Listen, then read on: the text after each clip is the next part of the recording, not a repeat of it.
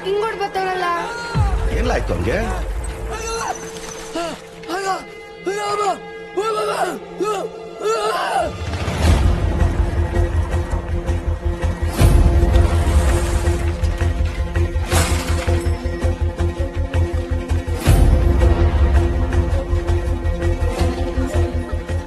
ಬಾವ ಏನಾಯ್ತು ಬಾವ?